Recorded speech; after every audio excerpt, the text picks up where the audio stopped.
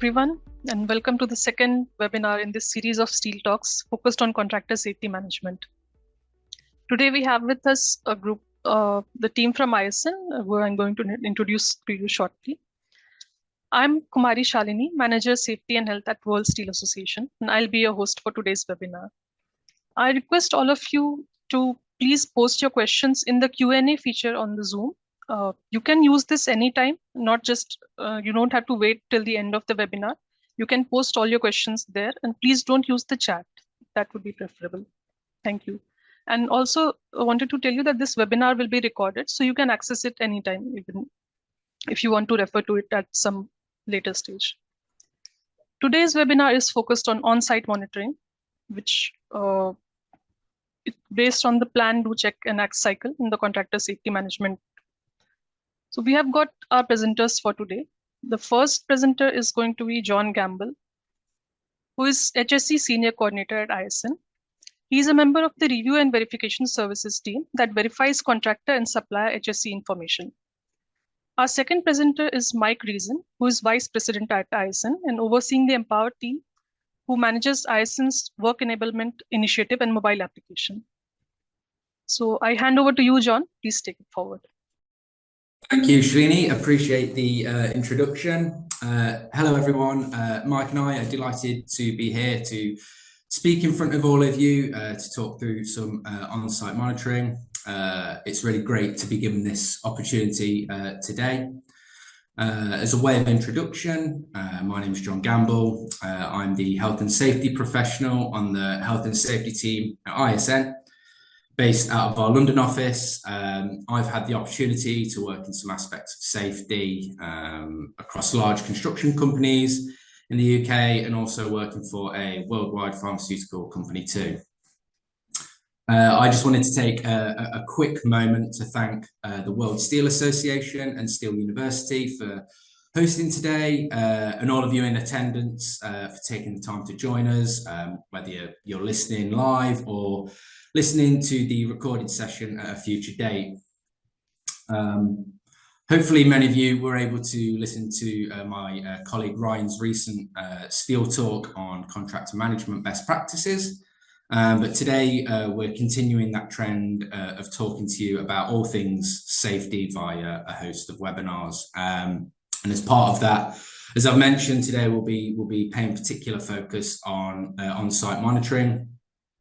And then all of our webinars will tie back nicely to that plan, do, check and act, which is something that I'm sure you're all familiar with and is something that we try to capture and accomplish in our day-to-day roles.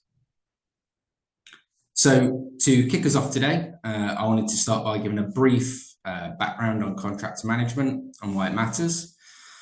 So across the globe, there is an industry agnostic trend of outsourcing non-core business activities to third-party contractors. There's many reasons for this, but for me, cost and risk are the two main ones. And I guess the steel industry is no different. And I guess we can find that data from the World Steel Association, which supports that claim. Interestingly, and sadly, actually, there is a higher prevalence and likelihood of serious injuries and fatalities, or SIFs, occurring at the contractor company level when comparing that to the employees of the steel companies themselves. And if we look at here on the left, which includes the 2023 data, which has been released from the World Steel Association, that the combined fatality frequency rate, or the FFR, you can see that has decreased over the past 10 years. And in 2023 was almost half of the peak overall rate in 2015. Sure, this is obviously great to see, but again, you'll notice that the FFR for contractors is almost 2.5 times as high as the employee rate. Of course, this data is from the industry as a whole and not just for one particular company or organization. Your data might look a little bit different to that, and yet I'd probably say that the numbers are closer than you think, given that many contractors work for the same customers. So from that same report, it was identified that the top 5 causes of fatalities over the past decade were from falling at height, moving machinery, gas or asphyxiation, on-site road vehicle incidents, and overhead cranes. As consistent causes of fatalities persist, it's something that we should all kind of be considering, and how we can tackle those high hazards to mitigate the risk to as low as reasonably practicable, which is that buzzword in the health and safety world here. So for those of you who haven't heard of the company I work for, ISN, we provide a contractor management platform called IS Networld, and this is a web-based system that captures documentation and other information in different risk areas, including health, safety and environment, quality, procurement, sustainability, and cyber as well. And we actually work with 800 hiring clients or buying organizations worldwide. And we have over 80,000 active contractors and suppliers providing information to those hiring clients. So taking a quick look there at the bottom of the slide, you'll probably recognize a few of those names. Some of you may actually work for them or have done work with them, but they're actually companies that are in our system to track contractor information.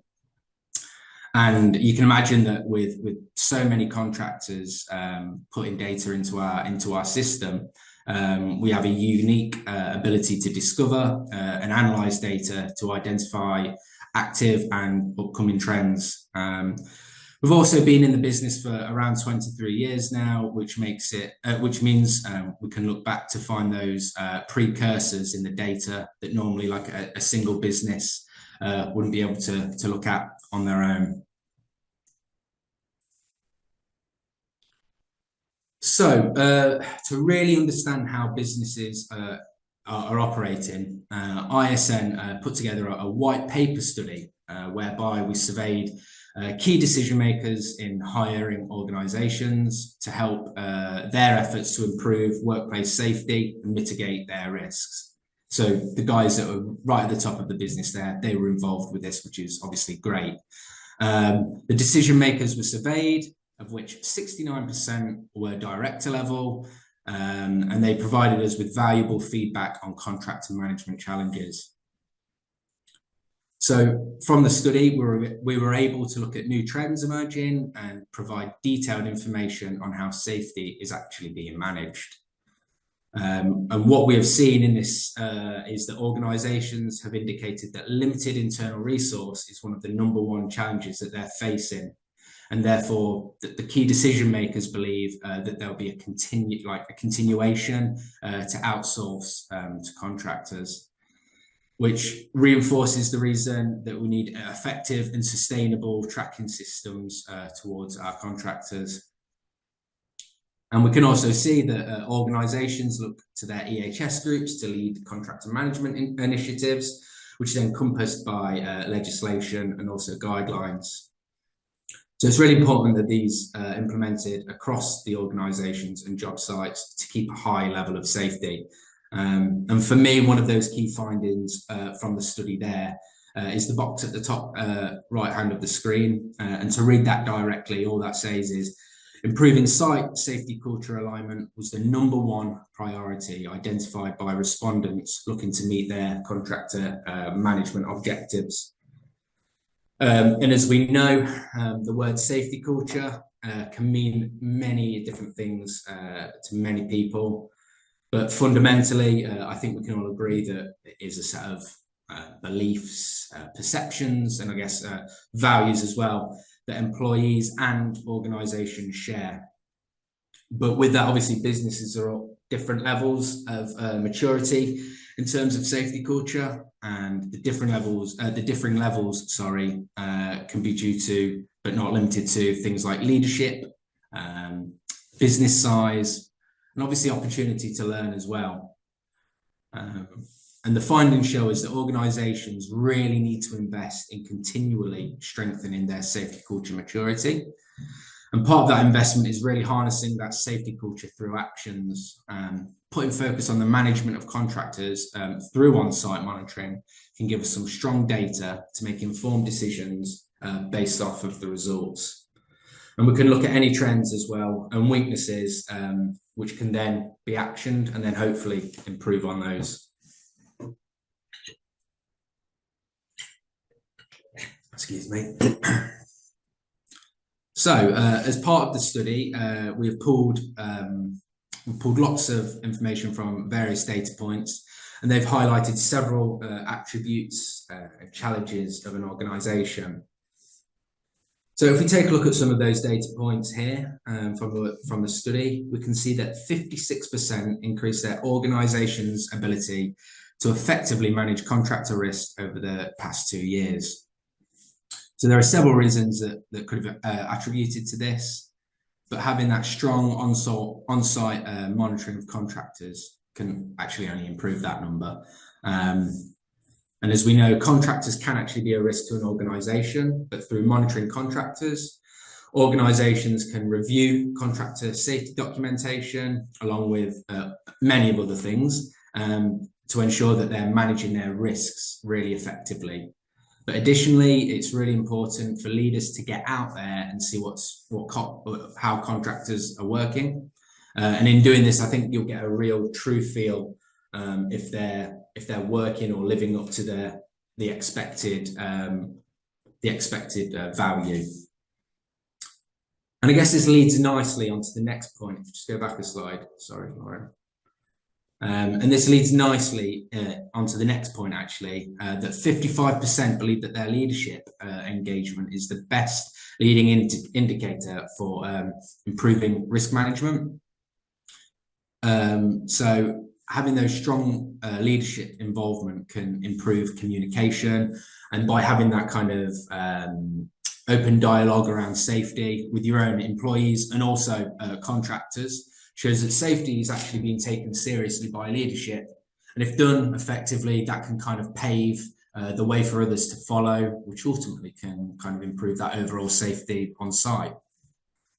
The reason that the one on the bottom right is highlighted, and I believe rightly so, is one of the reasons I'm here talking today. The study demonstrated that 40% reported a shortage in skilled and competent workers as their primary external challenge. So for me, that number is far too big. From a legal standpoint, organisations have that legal obligation to ensure that they have trained and competent workers on site. This not only instills that confidence that organisations have the best contractors to do the job, but it also demonstrates that they're aware of the inherent risks and the hazards associated with their work. But, you know, I'm not silly. I know accidents and incidents are inevitable, regardless of an individual's level of training. But in tracking that contractor training and the competency, organisations are assured that the risk of having someone having a work-related injury is significantly lower than someone that's not adequately trained or aware of the risks that are associated with the work carried out. So, as I've mentioned, there is an increase in outsourcing of work to contractors, and with that comes its own challenges. Organisations must put in extra time and effort to track and ensure that they have the right contractors to do the right job. Seemingly, it's hard to get the right contractors to perform at their best, as there are gaps in their contractor training, competence and reporting. And I think with the current labour shortages as well, it makes it increasingly difficult to retain them. And these points all carry a weighting on contractor performance and getting that job done safely. As I've mentioned, organisations must put in that extra time and effort in tracking their contractors' performance, as it can only be of a positive benefit. And not only does tracking highlight gaps which could lead to an unsafe condition, but it also gives contractors a bit of food for thought in terms of training and communication. Obviously, that can reduce the risk of an incident on site. But I think it's important that there are good levels of communication between an organisation and a contractor. I think having that solid partnership really makes the contractor feel that they are part of something and are more than likely to be welcoming to kind of any gaps that are brought up. However, on the flip side of that, if an organisation are not prepared to start tracking their contractors, it could have that impact on project delivery. It could have an impact on an organisation's reputation, and both of which can cost the organisation money as well. So I guess, how do we know which contractor is the right one? So simply put, we can do this by going through a series of, on-site monitoring. And first, organisations need to evaluate permits and licenses. And second, organisations really need to evaluate the contractor's commitment to safety. I'll go into a little bit more details on these shortly. And lastly, ensure that training is available and completed by individual frontline workers. And this is something that Mike's going to touch on a bit later. So diving into those couple of points a little bit more, I said that the first step is to evaluate all contractor permits and licenses required for the particular project. And these are usually based around regulatory requirements. This kind of like qualification stage may seem a little bit daunting to some people, but I guess in putting the legwork in, it's extremely valuable for selecting a qualified contractor. It really shows that commitment to safety, and shows that contractors take their work seriously by following, guidelines, whether that's local or national. So there are a number of tools. Sorry, Lauren, if you go back. Sorry. There are a number of tools in the market to facilitate this process of evaluating permits and licenses. And ISN, for example, offers within its all-inclusive platform a database that catalogues required contractor licenses for different project types.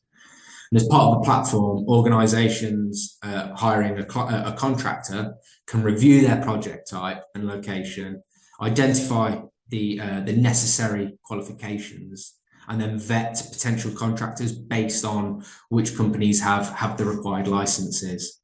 And of course, this whole process, it comes with a payoff, as that forms part of the organisation's tracking activity and making sure that their potential or current contractors have the correct credentials to perform their work at the required standard. So for those of you who are not familiar with contractor licenses, they're an official type of authorization issued by state government that allows a contractor to legally perform construction related work in that particular state. As a result of this, it makes it even more important that we have the right people to do a job safely on our site. And the reason it's important that organisations continue to track their contractor licenses is so that it verifies contractors have met a standard of knowledge in their field of work, and it ties to associated safety regulations as well. And licenses also confirm that kind of level of competency within their trade, further instilling that degree of confidence in the work that the contractor's carrying out. And ISN has a tool whereby contractors provide the licenses associated to their work, and these are then verified against the issuing authority's database. And the review points are usually company name, checking the ID number matches the state licensing board, if it's an official document supplied, the classification of work or the work type, and finally the expiration date. So in tracking the contractor's licenses enables an organisation to evaluate that the contractor is legally authorised to perform work. It ensures that contractors hold some sort of accountability and that they have the credentials to additionally track against, which could be experience and reputation, which can be used in making like an informed decision when selecting a contractor. So in essence, it kind of ensures organisations are hiring qualified, reliable, and professional contractors. So here's an example of an organization using licenses in the ISN system today. The tools enables you to see required licenses for different states, as licenses can vary from state to state. So here we can see that in Florida, general contractors need to be licensed to perform work. And without licenses, the contractor is ultimately a liability to the whole project. A simple like this enables organizations to monitor and track what is required to perform work before a project has even started. So to kind of bring it back home for me, as an example, in the UK, if a contractor is being asked to come in and perform some work regarding construction, they may need something like a CSCS card, which demonstrates like a competency level. In addition, if a contractor is being asked to perform some form of asbestos work, whether that be removing some spray coatings or working on some loose fill insulation, then they would require a license. So getting unlicensed people in to carry out work puts an organization's employees at risk, obviously, and also the contractors as well. I think there needs to be a degree of confidence in an organization's contractor selection to ensure that they're carrying out work that from a legal standpoint, meets the criteria, and also safely from like a moral standpoint as well. So, as I've said before, part of tracking contractors' commitment to safety means that an organization's contractors have the right permits and licenses in place. But to further means going a bit beyond asking if they've got something as simple as insurance documents or a safety manual. Part of the contractor commitment to safety needs to show that contractors are able to demonstrate that they are making training available to their employees, I guess, on hazard awareness, checking the competencies that they have, that their certifications are in date, keeping on top of inspections and keeping a record, more importantly, and also I think sharing any changes to processes or procedures with their employees too. In demonstrating these, I think contractors can instill the confidence in an organization that they are being proactive towards risk, having the focus on leading indicators to confirm that risk controls are continuing to work, is an important step forward in managing those major hazard risks. I think standards must be set so that when deviations do occur, action can be taken to ensure that that risk is actually mitigated.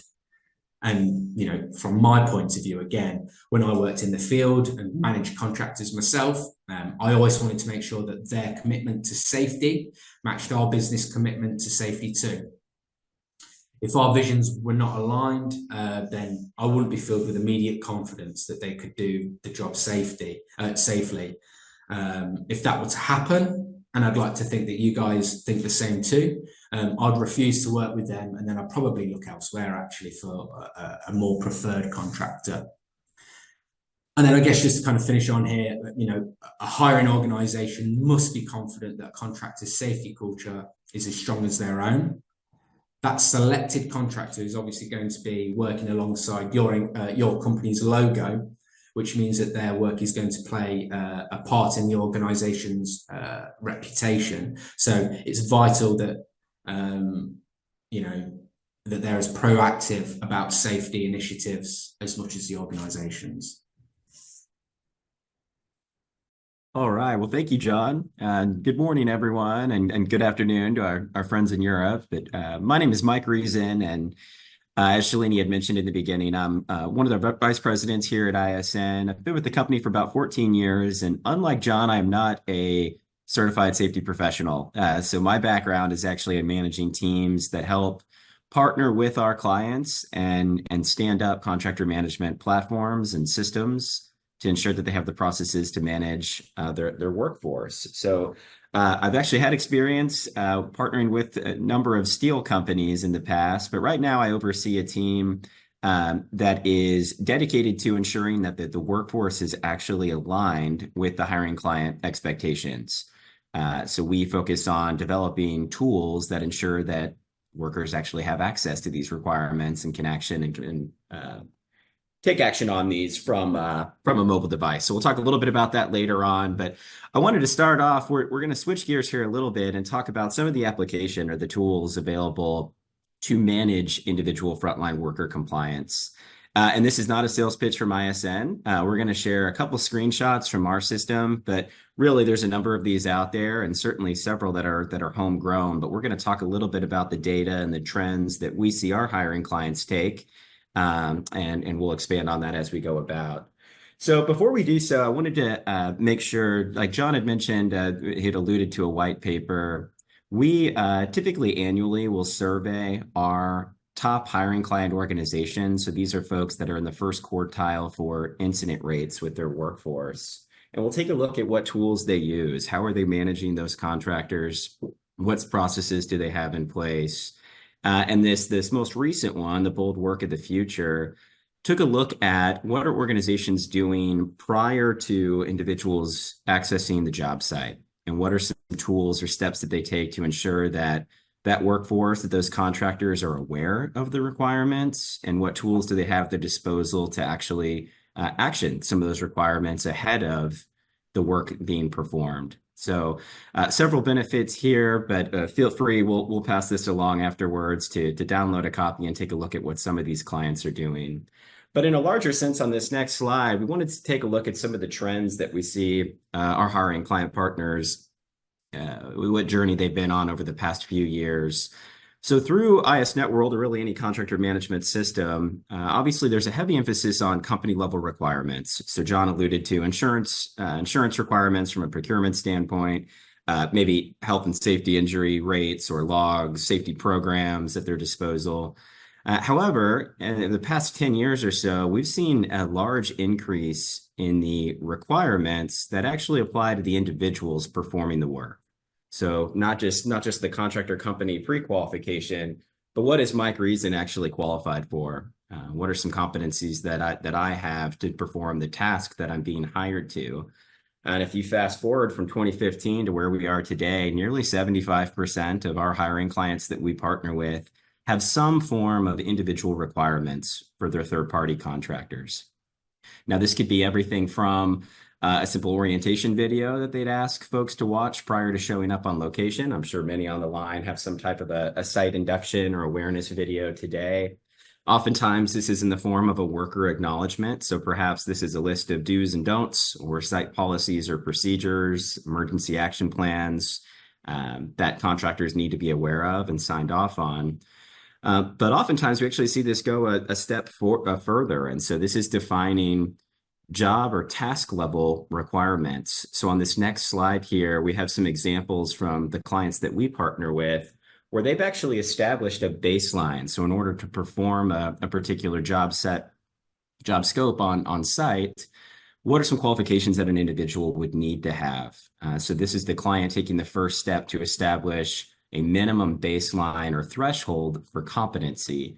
Now, obviously, contractors are specialized in the work that they perform, and they're hired to do so. But we do find, though, is clients setting a baseline helps at least establish that baseline requirement. John talked a lot about alignment between a hiring client's expectations and the contractors that are performing the work. And this is one way in which we see folks doing so. So these are some screenshots from our system, but any system would be able to produce this. At a bird's eye view, this gives the hiring client access to ensure that the workforce is competent, at least from a baseline perspective. So here we can see what tasks the employees are performing, how many are actually qualified, what are the details? Are they coming up for expiration? Are there some common deficiencies that we need to evaluate from a workforce level? And you'll see some of the various common data points here. So I think having the data is one thing and establishing the baseline requirements, but the next step and the hard step is actually enforcing these requirements. So this tends to be where the rubber meets the road here. And what we find is that a number of our hiring client partners will perform competency checks This is going to be site or project dependent, of course. Not every project has a fixed point of entry where it's one way in, one way out, easy to scan for requirements. So we see this done in a number of different ways. But what we're looking at here is just to take that company level scorecard that you're used to from a pre-qualification standpoint, and how do we apply that to an actual individual? So here in this example, we can see that Carl Allen, his company is qualified to perform work, but has Carl actually taken our online training? Has he taken our site orientation? If so, did he pass? When is that good for? Has he qualified to perform work? So here we can see Carl is specialized in some scaffolding work. So he's actually a supervisor of a crew, and we can see that he's qualified here. And we actually find that clients will ask for evidence of this prior to showing up on location. So on the right-hand side, you'll see a screenshot of a barcode scan, but really clients can do this on pen and paper. They could have some type of a system like an ISNet World at their disposal, or actually ask for hard copies of certificates, which is oftentimes a requirement based on your region or your particular industry at hand. But here we'll see how this could all come together. So an individual, Carl Allen in this case, would evidence his training qualifications. They could take their online training ahead of showing up on location to the slide earlier.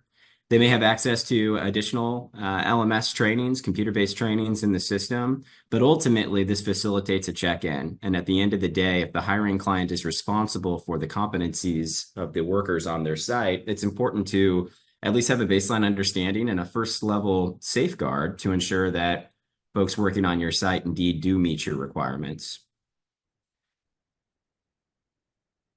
So on the next slide here, we'll talk about some of the tools that we've attempted to build out to address some of the common issues that we find. And again, this is not a sales pitch for ISN, rather a pitch to ensure that your company and your workforce have some type of these tools available, because we find that it can really help remedy worker readiness.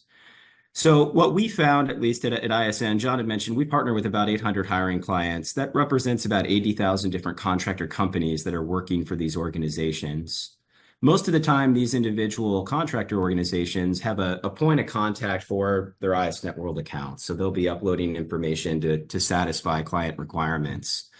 But what we found is the risk really lies with the individual workers that are on your location, those with boots on the ground. And are they actually aware of your expectations of what's required for them? And do they have access readily available from a mobile standpoint to ensure that they understand these? So what we've attempted to do here is create an application that allows clients to convey their job site requirements to their workforce and gives the workforce ready access to those requirements and the ability to actually action these directly from their phone. So what we've done is taken a workforce that was typically the most impacted, least aware of the requirements, and put them in the driver's seat to ensure worker readiness. So I won't go into all the ins and outs of this application again. This isn't all about ISN today, but on the next slide, it talks a little bit about the feature set that's available. The main takeaway here is that we've found something that is mobile in nature and has allowed the workforces to adopt this. So this gives them access to an ID card to facilitate the scanning process that we just talked about. But as a whole, what we found is our hiring clients see great benefit in a mobile solution to, one, allow the workforce to take these trainings or sign off on these policies, but also the peace of mind to check their own working status so that they understand exactly what is going to be asked of them before they show up on location. And they can action that directly from their phone. And we've seen a great impact here. You'll see some of the numbers, but nearly 250,000 users are leveraging this around the world. And again, not necessarily specific to Empower, but what we found is when you have a baseline contractor management program and you have the ability to convey the requirements to the workers that are performing work on your location, it helps with the alignment. They're more aware of what's being asked of them, and ultimately helps drive a more safety sound workforce for you all, which I think is certainly a benefit all the way around.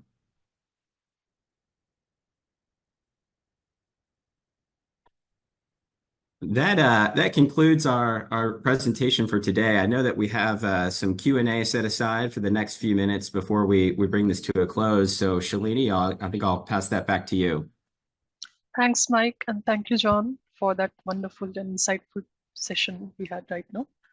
So I'll request the participants, they can put their questions if they have any in the Q&A session. So we do have a questions for now. So I'll begin with you, John.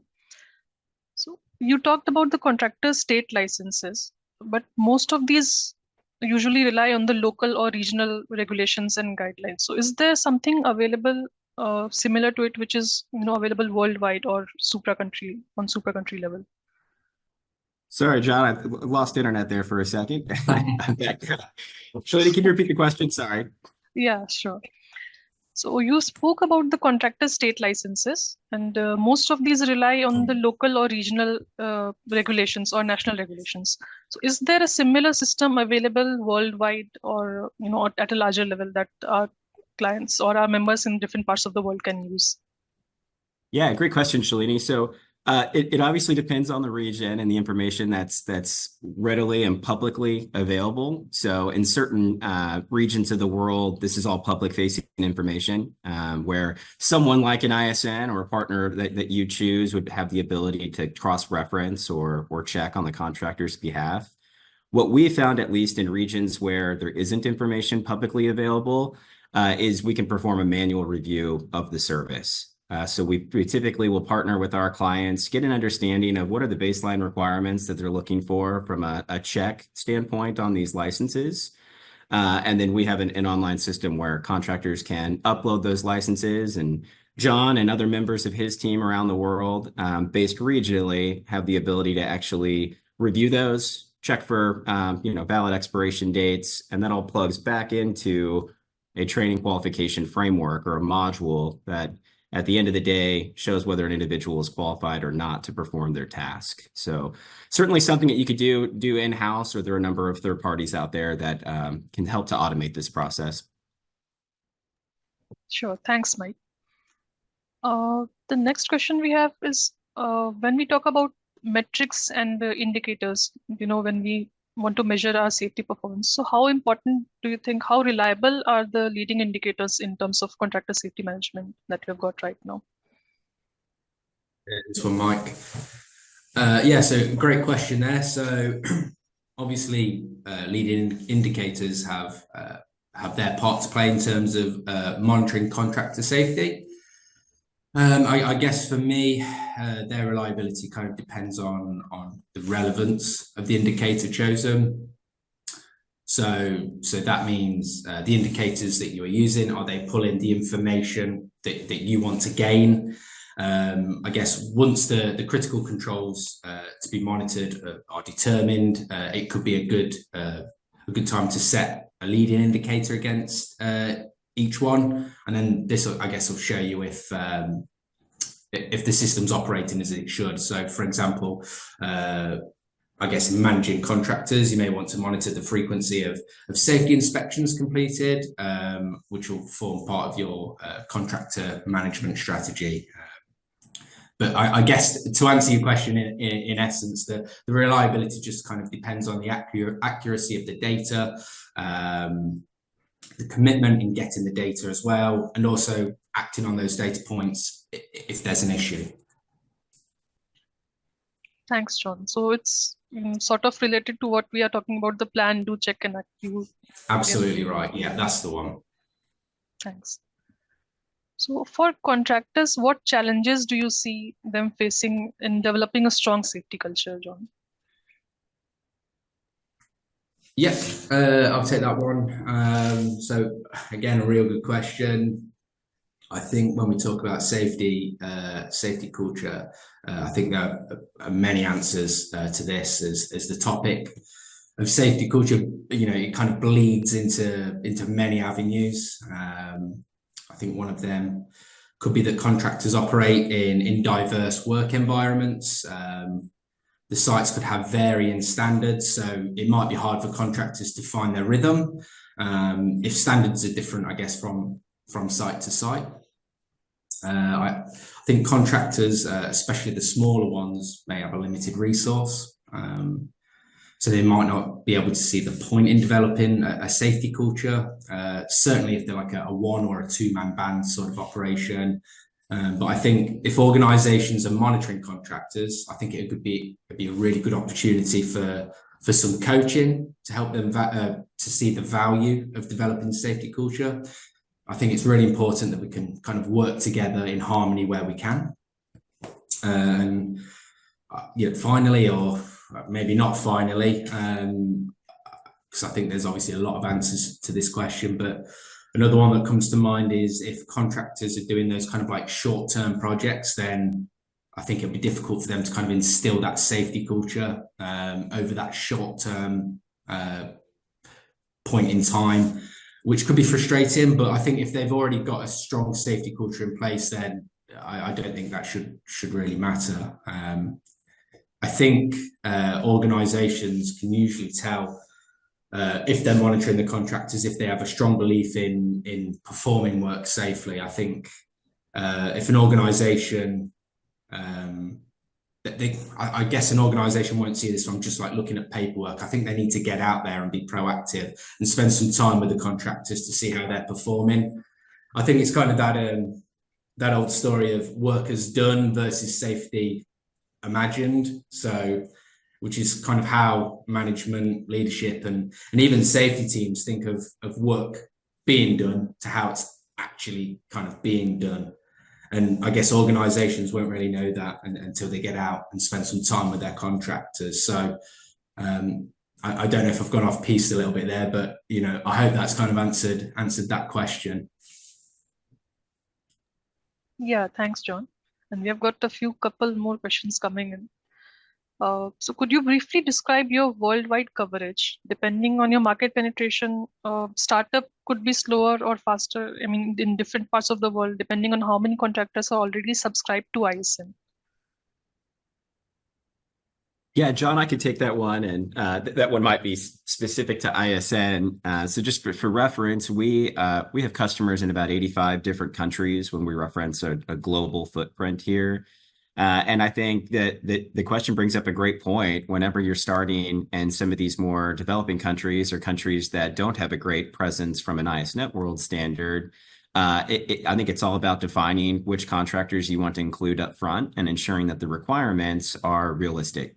So what we're doing, for example, in North America, we can't just rinse and repeat and copy and paste over in a different part of the world. So I think a lot of that is that relying on the partnership, both with the hiring client, the expertise and the background that you have, and then with an ISN or another party to ensure that they are doing their due diligence on what the requirements are and ensuring that there's a level of awareness from the workforce standpoint and the means to actually upload this information. Because it's one thing to have a baseline set of requirements, as we all know, in real world application, it's a lot harder if those requirements aren't necessarily in line with cultural norms or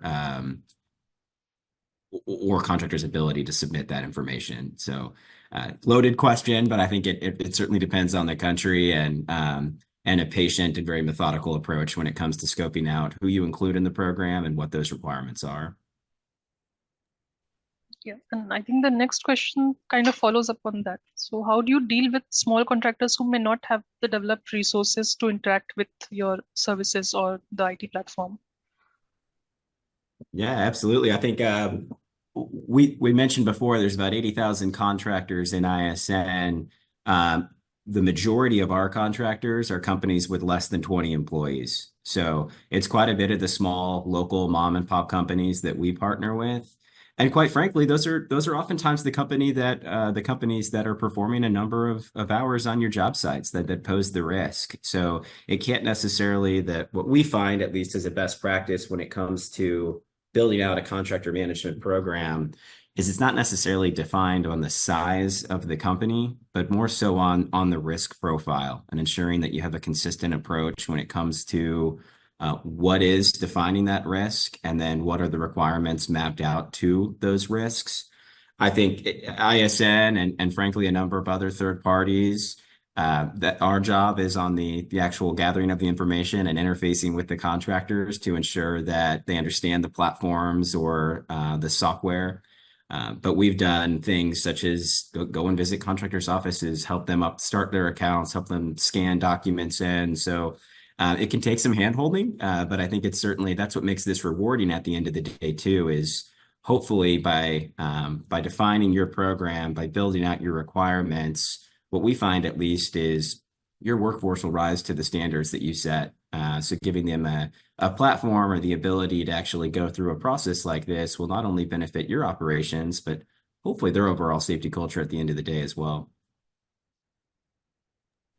Appreciate the questions. Yeah, thanks, Mike. So I believe all the time and resources that you invest in the beginning doing all those tasks, it ultimately pays off with this improvement in safety culture. That's right. Yeah. No one said it was easy. I think it's certainly an investment, but I think once done up front, hopefully that establishes the framework where it's easy to build and replicate off of moving forward. Thanks. Another question we have is, what best practices do you see companies implement in order to drive down misalignment between worker and client expectations related to on-site policies and procedures?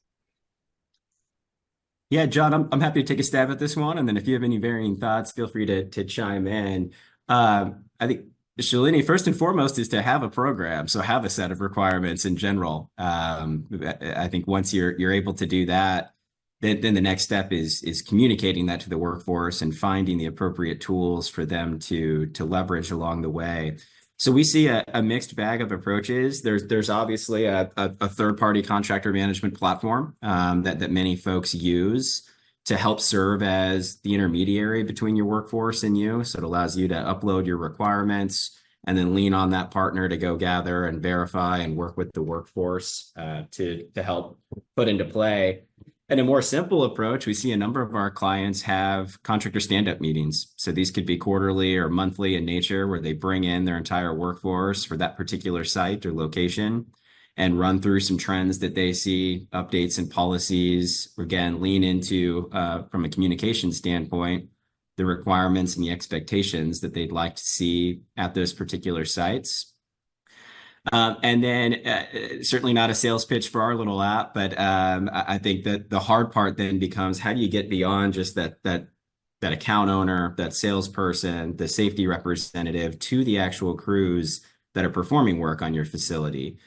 So typically we find that that's the last mile when it comes to ensuring that workforce is totally aware of your requirements and aligned with you from a safety culture perception.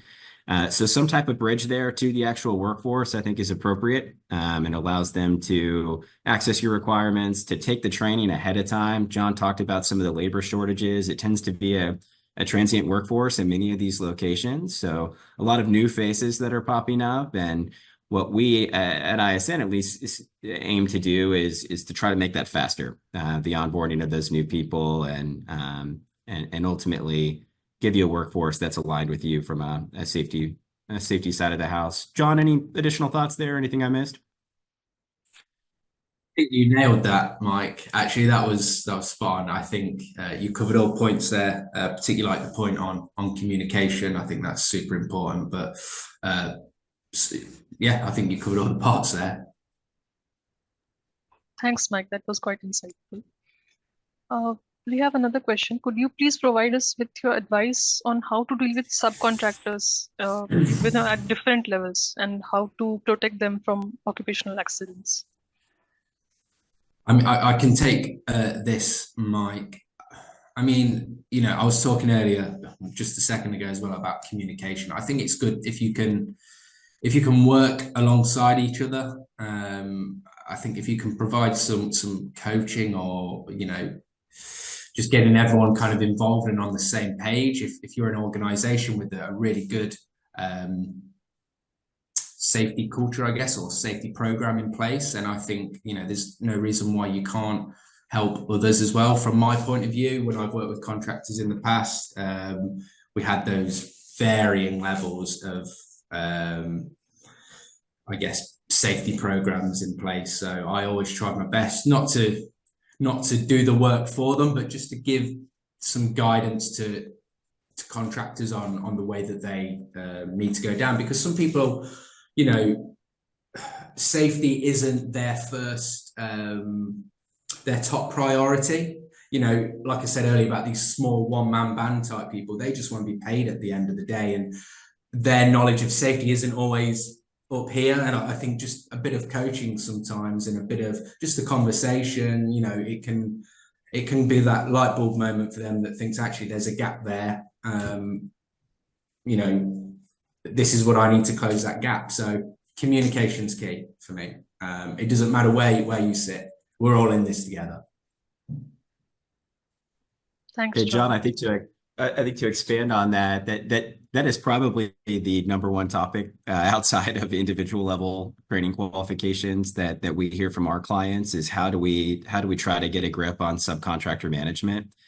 So I think one of the first steps, and maybe the most challenging, is just understanding who's on your locations, who are the subs, what is the relationship or the hierarchy before you start to get into worrying about gathering information or verifying competency. So as far as the question is concerned, some advice would be just a tool or some type of program or process where, as a prime, I am asked to evidence the subcontractors that I'm using for a particular project or for a particular job. Is the first step that we find in being helpful. And then, of course, subsequent steps could be ensuring that the prime contractor has a subcontractor management plan. They have a process for managing anyone that they bring, a process for making those subs aware of your job site requirements from an alignment standpoint. And then ultimately, we find that a number of clients just treat subs like they're a prime. So anyone stepping foot on their location is held responsible to their requirements. In real application, that is challenging, right? It's hard, especially in some of the environments that the folks on the line work in. So no silver bullet there, but I agree with you, John, and I think a well-rounded approach is probably best. Thanks, Mike. Regarding access control, so understanding which individuals come to site, and sometimes it may happen that some of the workers who come to the site may change. For example, they get sick or something. So do contractor management systems, for example, like ISN's system, do they typically integrate with the site access system? Like, for example, to block people who don't have the required inductions or qualifications? And if not, then how can this best be done? Yeah, Shalini, I can take that one, and I'll talk specific to ISN. I'm sure that others have this in different forms or capacities, but at ISN at least, the answer is yes. So individuals have an ID number that everything is tied to, and whether it's the company that they work for or their individual qualifications themselves, if they are out of compliance, clients have the ability to actually badge for this. So before the employee enters the work site, they'll have an understanding of are they qualified or not. So on the right-hand side, you'll see a simulation of this, but this is everything from a USB scanner to a phone-to-phone capability. Some of our clients have actually started to geofence their facilities just to make this easier for contractors. So as they walk up to location, it'll present them with their ID card. That's one end of the spectrum there.